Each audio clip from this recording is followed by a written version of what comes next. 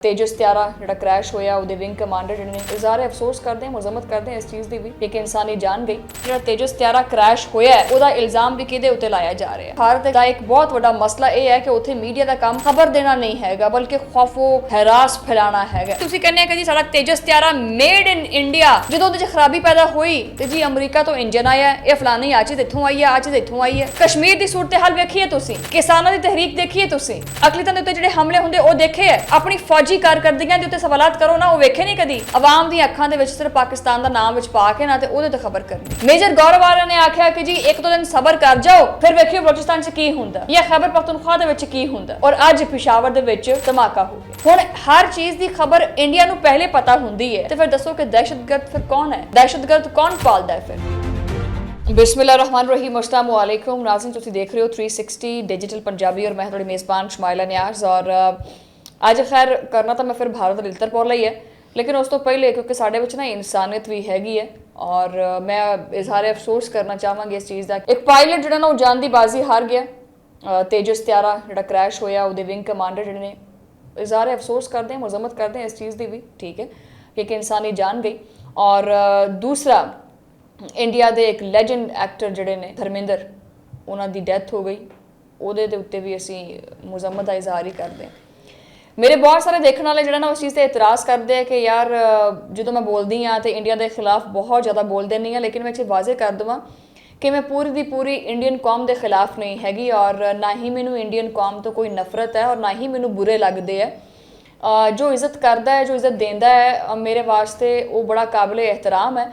ਲੇਕਿਨ ਇੱਕ ਮਖਸੂਸ ਕਿਸਮ ਦਾ ਜਿਹੜਾ ਜੱਥਾ ਹੈਗਾ, ਮੇਰੇ ਸਾਰੇ ਪੈਗਾਮਾਤ ਔਰ ਜਿੰਨੀਆਂ ਵੀ ਚੀਜ਼ਾਂ ਹੁੰਦੀਆਂ ਇਹ ਉਹਨਾਂ ਦੇ ਬਾਰੇ 'ਚ ਹੁੰਦੀਆਂ ਨੇ, ਨਾ ਕਿ ਸਿਰਫ ਔਰ ਸਿਰਫ ਪੂਰੀ ਦੀ ਪੂਰੀ ਇੰਡੀਅਨ ਕੌਮ ਵਾਸਤੇ।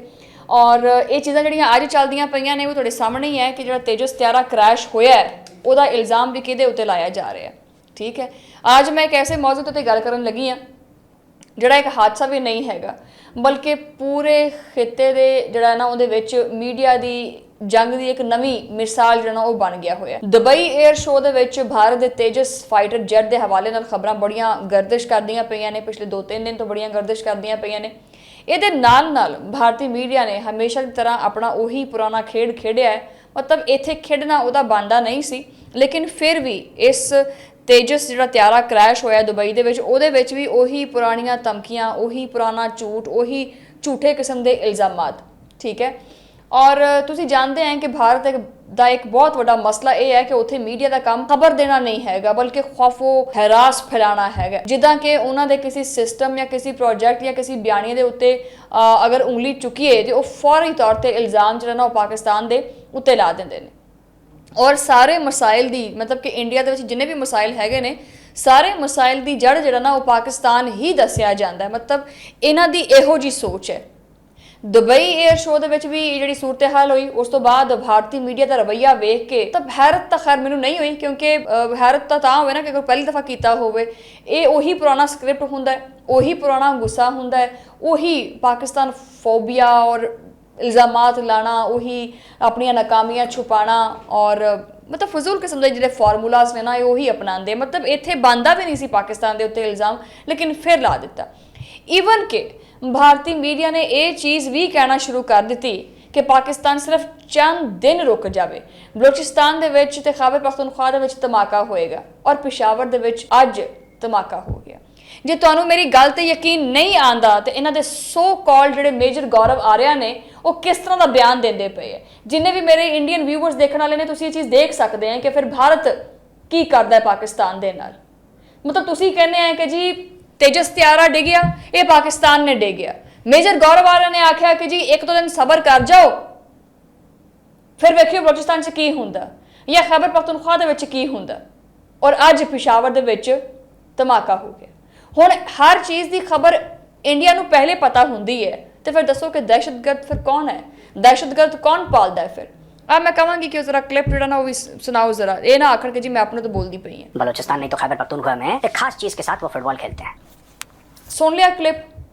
हुण तुसीं ये भी सोचो कि कोई भी जिम्मेदार मुल्क या कोई भी जिम्मेदार मीडिया जिहड़ा है वो इदां दे बयान दिंदा, वैसे इदां दे बयान दिंदा और इस तरह ने पेशगोइयां करना मतलब ਇੱਕ ਇੰਟੈਂਟ ਹੁੰਦਾ ਹੈ ਜਾਂ ਇੱਕ ਪੈਗਾਮ ਹੁੰਦਾ ਹੈ ਕਿ ਖਿੱਤੇ ਦੇ ਵਿੱਚ ਅਦਮ ਇਸਤਹਿਕਾਮ ਕਿਹਦੀ ਜ਼ਰੂਰਤ ਹੈ। ਭਾਰਤ ਦੇ ਵਿੱਚ ਜਦੋਂ ਵੀ ਕੋਈ ਨਾਕਾਮੀ ਹੁੰਦੀ ਹੈ, ਚਾਹੇ ਉਹ ਫੌਜ ਦੀ ਨਾਕਾਮੀ ਹੋਵੇ, ਚਾਹੇ ਉਹ ਇਹਨਾਂ ਦੀ ਕੋਈ ਸਿਆਸੀ ਨਾਕਾਮੀ ਹੋਵੇ, ਜਾਂ ਚਾਹੇ ਇਹਨਾਂ ਦਾ ਕੋਈ ਮੁਆਸ਼ੀ ਜਾਂ ਸਿਕਿਉਰਿਟੀ ਦਾ ਕੋਈ ਇਸ਼ੂ ਹੋਵੇ, ਫੌਰਨ ਹਰ ਚੀਜ਼ ਦਾ ਇਲਜ਼ਾਮ ਯਾਰ ਪਾਕਿਸਤਾਨ ਦੇ ਉੱਤੇ, ਤਾਂ ਕਿ ਆਵਾਮ ਦੀਆਂ ਨਜ਼ਰਾਂ ਦੇ ਵਿੱਚ ਜਿਹੜੀ ਅਸਲ ਮੁਸੀਬਤਾਂ ਜਾਂ ਪਰੇਸ਼ਾਨੀਆਂ ਜਾਂ ਮਸਲੇ ਨੇ ਨਾ, ਉਹਨਾਂ ਤੋਂ ਆਵਾਮ ਦੀ ਜਿਹੜੀ ਨਜ਼ਰ ਹੈ ਨਾ ਉਹ ਹਟ ਜਾਵੇ। ਇਸੇ ਵਾਸਤੇ ਜਿਹੜਾ ਨਾ ਉਹ ਪਾਕਿਸਤਾਨ ਦੇ ਉੱਤੇ ਇਲਜ਼ਾਮ ਲਾਣਾ, ਤੇਜਸ ਤਿਆਰੇ ਦਾ ਵੀ ਇਲਜ਼ਾਮ ਪਾਕਿਸਤਾਨ ਦੇ ਉੱਤੇ ਲਾਇਆ, ਸਮਝੋ ਬਾਹਰ ਹੈ ਵੈਸੇ। ਔਰ ਦੂਜੇ ਪਾਸੇ ਕਿ ਜੀ ਤੁਸੀਂ ਕਹਿੰਦੇ ਆ ਕਿ ਜੀ ਸਾਡਾ ਤੇਜਸ ਤਿਆਰਾ ਮੇਡ ਇਨ ਇੰਡੀਆ, ਮਤਲਬ ਉਹਦੀ ਨਾਕਾਮੀ ਤਾਂ ਨਾ ਛੁਪਾਓ ਫਿਰ ਤੁਸੀਂ। ਪਹਿਲੇ ਉਹ ਮੇਡ ਇਨ ਇੰਡੀਆ ਸੀ, ਜਦੋਂ ਉਹਦੇ 'ਚ ਖਰਾਬੀ ਪੈਦਾ ਹੋਈ ਤੇ ਜੀ ਅਮਰੀਕਾ ਤੋਂ ਇੰਜਨ ਆਇਆ, ਇਹ ਫਲਾਨੀ ਆ ਚੀਜ਼ ਇੱਥੋਂ ਆਈ ਹੈ, ਆ ਚੀਜ਼ ਇੱਥੋਂ ਆਈ ਹੈ। ਅਰਨਬ ਗੋਸਵਾਮੀ ਮਤਲਬ ਕਿ ਨਾ ਕੋਈ ਸਿਰ ਨਾ ਕੋਈ ਪੈਰ, ਉਤੋਂ ਜਨਰਲ ਬਖਸ਼ੀ ਜਿਹੜਾ ਉਹ ਹਰ ਗੱਲ ਦੇ ਵਿੱਚ ਹਾਂ 'ਚ ਹਾਂ ਮਿਲਾਉਂਦਾ ਹੈ ਅਰਨਬ ਗੋਸਵਾਮੀ ਦੀ। ਜਿਵੇਂ ਉਹ ਅਰਨਬ ਕਹਿ ਦਿੰਦਾ ਉਵੇਂ ਹੀ ਉਹ ਥੱਲੇ ਬੋਲ ਪੈਂਦਾ, ਹਾਂਜੀ ਹਾਂਜੀ ਬਿਲਕੁਲ ਤੁਸੀਂ ਗੋਸਵਾਮੀ ਸਾਹਿਬ ਠੀਕ ਕਹਿ ਰਹੇ ਹੋ। मतलब मीडिया एथिक्स ਤੁਹਾਨੂੰ ਸਿਖਾਏ ਨਹੀਂ ਗਏ ਹੈ, ਦੱਸੇ ਨਹੀਂ ਗਏ ਹੈ। ਕਮ ਅਸ ਕਮ ਮੈਂ ਪਹਿਲੇ ਵੀ ਇਹ ਚੀਜ਼ ਦੀ ਗੁਜ਼ਾਰਿਸ਼ ਕੀਤੀ ਸੀ ਕਿ ਆਪਣਾ ਸਕ੍ਰਿਪਟ ਰਾਈਟਰ ਹੀ ਬਦਲ ਲਓ ਯਾਰ। ਹੁਣ ਤਾਂ ਤੁਸੀਂ ਦੁਨੀਆ ਦੇ ਸਾਹਮਣੇ ਬੇਨਕਾਬ ਤੇ ਨੰਗੇ ਹੋਏ ਫਿਰਦੇ ਆ। ਫਿਰ ਤੁਸੀਂ ਕਹਿੰਦੇ ਆ ਕਿ ਜੀ ਅਸੀਂ ਹੱਸਦੇ ਆ। ਮੈਂ ਆਪਣੀ ਵੀਡੀਓ ਦੇ ਆਗਾਜ਼ ਦੇ ਵਿੱਚ ਚੀਜ਼ ਆਖੀ ਹੈ, ਈਵਨ ਕਿ ਪਹਿਲਗਾਮ ਵਾਕਿਆ ਵਿੱਚ ਜੋ ਕੁਝ ਹੋਇਆ ਉਹਦੇ ਉੱਤੇ ਵੀ ਅਸੀਂ ਮਜ਼ਮਤ ਦਾ ਜਿਹੜਾ ਨਾ ਉਹਦੇ ਤੇ ਕੀਤੀ ਹੈ। ਸਾਡੇ DJSPR ਜਿਹੜੇ ਨੇ ਉਹ ਵੀ ਇਸ ਚੀਜ਼ ਦਾ ਪੈਗਾਮ ਦਿੰਦੇ ਆ ਕਿ ਜੀ ਅਸੀਂ ਜੰਗ ਨਹੀਂ ਚਾਹੁੰਦੇ, ਅਸੀਂ ਇਹੀ ਚਾਹੁੰਦੇ ਹਾਂ ਕਿ ਅਮਨ ਦਾ ਪੈਗਾਮ ਜਿਹੜਾ ਨਾ ਉਹ ਜਾਵੇ। ਅਭਿਨੰਦਨ ਬਹੁਤ ਵੱਡੀ ਮਿਸਾਲ ਹੈ ਕਿ ਉਹਨੇ ਖੁਦ ਆਖਿਆ ਕਿ ਮੇਰੇ ਨਾਲ ਬੜਾ ਅੱਛਾ ਵਰਤਾਓ ਕੀਤਾ ਗਿਆ, ਉਹਨੂੰ ਅਸੀਂ ਖੈਰ ਖੈਰੀਅਤ ਨਾਲ ਵਾਪਸ ਭੇਜਿਆ।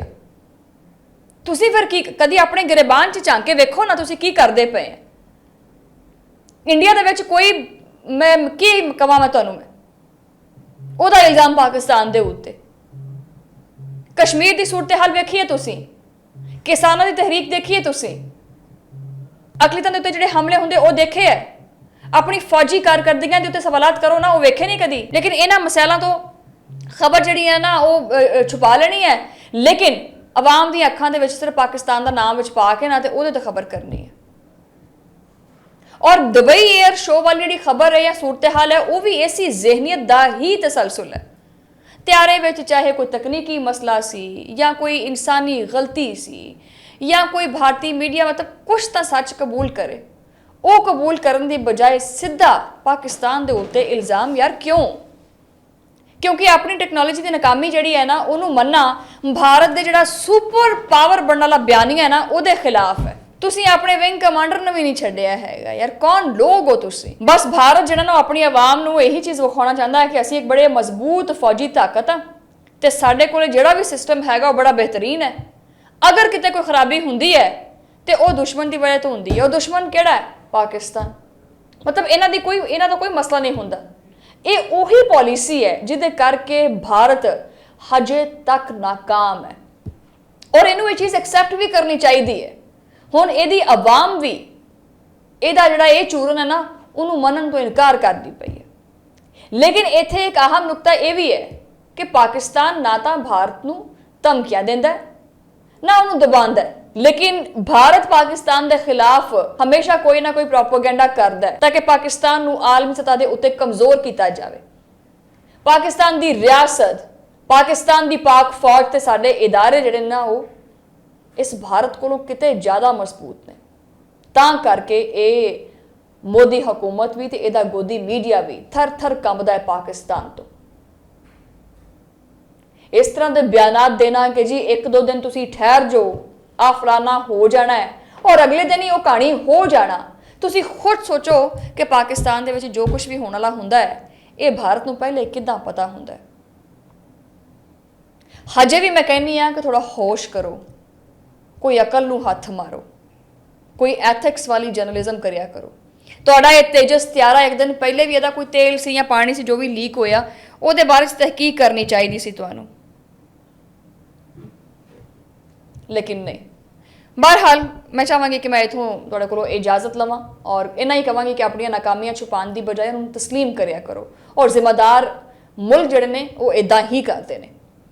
ਤੁਹਾਡਾ ਮੁਲਾਕਾਤ ਹੋਏਗੀ ਅਗਲੇ ਵਲੌਗ ਦੇ ਵਿੱਚ, ਉਦੋਂ ਲਈ ਅੱਲਾ ਨੇ ਕਿਰਪਾਨ।